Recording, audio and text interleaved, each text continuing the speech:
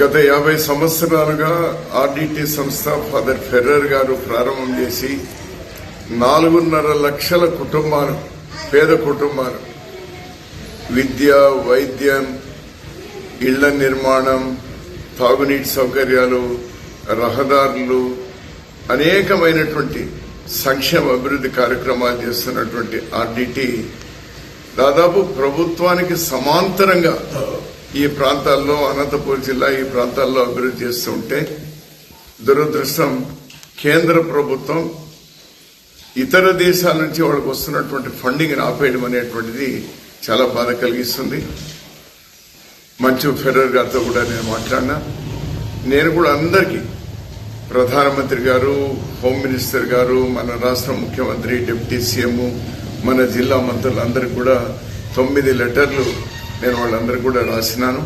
నేను వాళ్ళు రిక్వెస్ట్ చేస్తున్నాను, దయచేసి మీ డెసిషన్ ఏదైతే ఉందో ఈ ప్రాంతానికి విఘాతం కలిగించేటువంటి నిర్ణయం దాన్ని వెంటనే రివైవ్ చేయండి. ఆర్డిటికు ఇతర దేశాల నుంచి వస్తున్నటువంటి ఫండ్ వచ్చేటువంటి విధంగా చేయండి.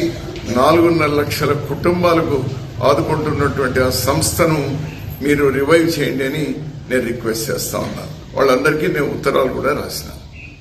గత 50 సంవత్సరాలుగా ఆర్డిటి సంస్థ ఫాదర్ ఫెర్రర్ గారు ప్రారంభం చేసి 4.5 లక్షల కుటుంబాలు, పేద కుటుంబాలు విద్య, వైద్యం, ఇళ్ల నిర్మాణం, తాగునీటి సౌకర్యాలు, రహదారులు, అనేకమైనటువంటి సంక్షేమ అభివృద్ధి కార్యక్రమాలు చేస్తున్నటువంటి ఆర్డిటి దాదాపు ప్రభుత్వానికి సమాంతరంగా ఈ ప్రాంతాల్లో, అనంతపురం జిల్లా ఈ ప్రాంతాల్లో అభివృద్ధి చేస్తుంటే దురదృష్టం కేంద్ర ప్రభుత్వం ఇతర దేశాల నుంచి వాళ్ళకు వస్తున్నటువంటి ఫండింగ్ ఆపేయడం అనేటువంటిది చాలా బాధ కలిగిస్తుంది.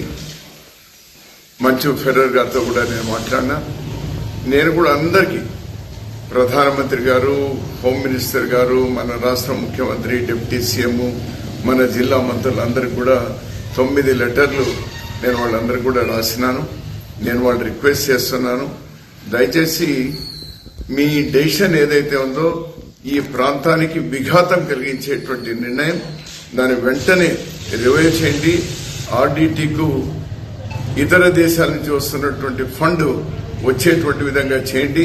4.5 లక్షల కుటుంబాలకు ఆదుకుంటున్నటువంటి ఆ సంస్థను మీరు రివైవ్ చేయండి అని నేను రిక్వెస్ట్ చేస్తా ఉన్నాను. వాళ్ళందరికీ నేను ఉత్తరాలు కూడా రాసిన.